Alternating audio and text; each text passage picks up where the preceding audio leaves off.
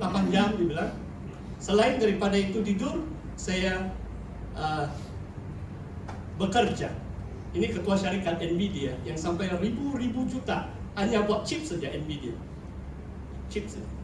Ini bukan chip yang makan chip punya, ini yang dalam prosesor lah ini, komputer. Mungkin kamu paham lah ini, kamu lebih tahu semua ini. Kamu orang muda di sini, saudara.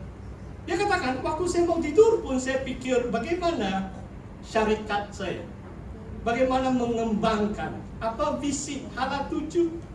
Dia bilang macam setiap waktu dia pikirkan sesuatu untuk mempertingkatkan keberhasilan syarikatnya. Walaupun sekarang sudah sampai triliun, bukan lagi billion.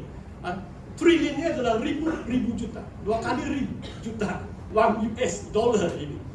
Maksudnya mungkin lebih 10 kali seluruh pengeluaran dalam negeri seluruh Malaysia baru 400 billion uang US. Satu syarikat di US 3-4 kali lebih kaya dari seluruh Malaysia. Supaya kamu tahu lah kan. Haleluya. Ya, jadi maksud saya adalah begini saudara. Dalam konteks gereja pun, kalau betul saya tidak ada panggilan, saya tidak mau jalankan tugas sebagai pastor atau pengkhotbah.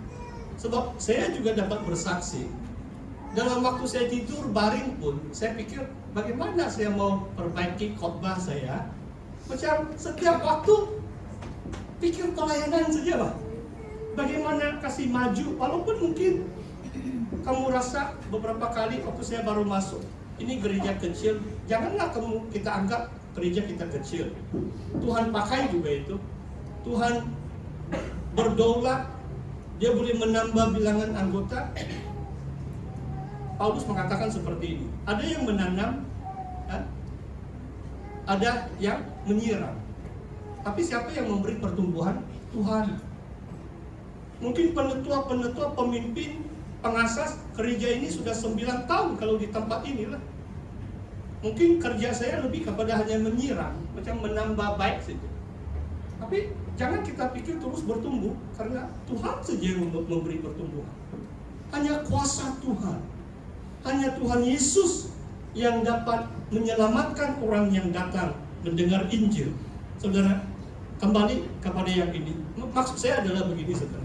Maksudnya pemimpin pun bukan kita sendiri yang pilih. Tuhan yang pilih, Tuhan yang mengangkat. Ada orang jadi rasul, ada nabi, ada guru-guru kan. Dan pastor begitu suka membaca Alkitab pun dari waktu saya mengenal Tuhan. Saya tahu ada rencana Tuhan. Saya akan jadi pengajar, saya akan jadi pengkhotbah, saya akan memimpin orang lain untuk mengenal Tuhan, untuk mendalami firman Tuhan. Itu suatu panggilan sebagai seorang pemimpin rohani di tengah-tengah gereja Tuhan atau jemaat Tuhan. Saudara, kembali kepada firman Tuhan tentang perjamuan kudus. Kenapa saya sengaja hari ini saja roti ini? Tuhan kita ini, satu roti ini melambangkan tubuh Kristus yang satu. Hanya satu pribadi. Kalau disebut broken, dipecah-pecahkan, ada 2 artinya. Apakah maksudnya breaking of bread, memecah-mecah roti? Secara harfiah, supaya boleh dibagi-bagikan lah kan? Secara harfiah. Secara rohani apa maksudnya? Tubuh Yesus itu bagaimana? Tubuh Yesus itu menderita, dia disesah. Seolah-olah tubuh Yesus itu dipecah-pecahkan. Roti ini melambangkan. Bila kita memecah roti, kita mengakui tubuh Kristus yang telah menderita, yang sudah menderita sengsara sampai disesah. Bagaimana? Jambuk duri, mungkin separuh darah Yesus sudah mengalir sebelum dia digantung di atas kayu salib. Beberapa jam saja Tuhan Yesus telah mati, tiada sudah darahnya. Sebab semalam, hari sebelum itu dia sudah dipukul. Mahkota duri, jambuk duri dipukul oleh itu askar Romawi. Itu maksudnya kita mengakui tubuh Kristus, kita memecah roti itu.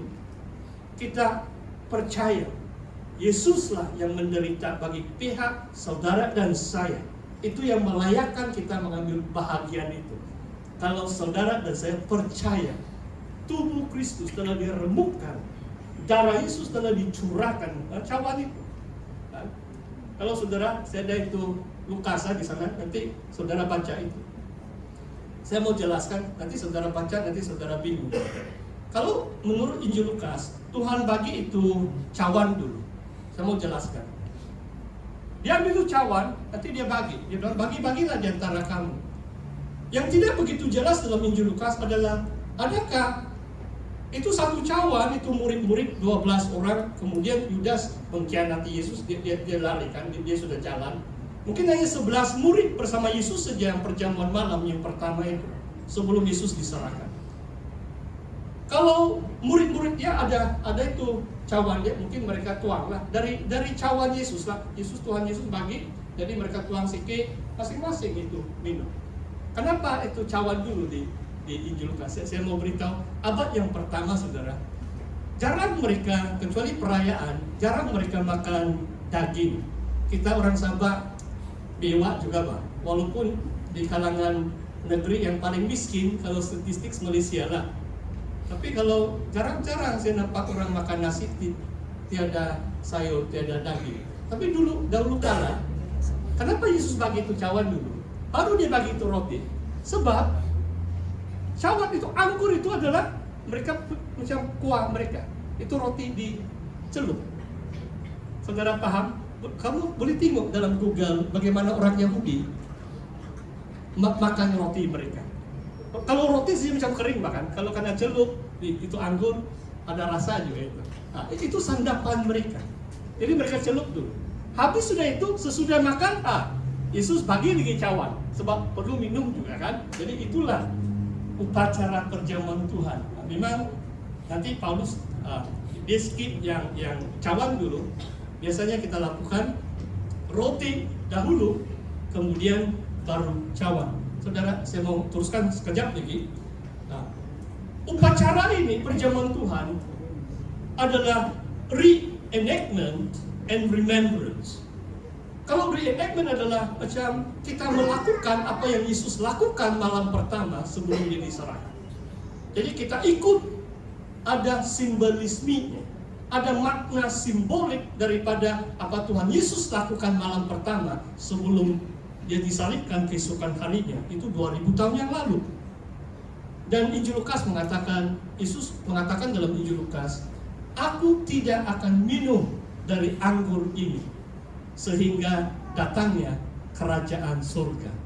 Maksudnya, secara tidak langsung Yesus berjanji, aku akan datang kembali. Walaupun melalui kesengsaraan, mau disalibkan, dibangkitkan, Tuhan Yesus akan datang kedua kali.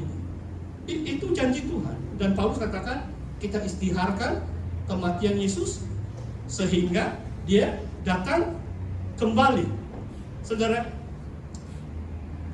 yang poin ini mungkin secara ringkas, dalam firman Tuhan mengatakan setiap kali kamu melakukan itu. Dalam bahasa Yunani simple saja, whenever. Maksudnya tidak semestinya setiap minggu ada gereja yang setiap minggu ada perjamuan kudus. Ada yang berselang-seling. Kalau gereja SIB itulah saya katakan masing-masing gereja menentukan kekerapannya. Gereja Sidang Injil Borneo adalah sekali sebulan. Banyak gereja Injili Protestan adalah sebulan sekali. Ahad yang pertama, bulan yang baru. Saudara, dua lagi yang terakhir. Tadi saya sudah jelaskan, mengakui tubuh Kristus adalah kita percaya Yesus telah menderita, mati bagi kita. Dan perjamuan malam itu diadakan bersama murid-muridnya. Apakah kriteria menjadi murid? Kenapa ada syaratnya dibaptiskan? Walaupun tidak begitu jelas. Perlukah orang dibaptiskan sebelum layak makan perjamuan kudus? Baru-baru saya nasihat. Saya sudah melayani Tuhan mau dekat 30 tahun. Penuh masa. Lebih sudah, ini masuk tahun 31 sudah tahun ini. Masa sudah lupa mengira. Saya punya matematik tidak dapat A begitu.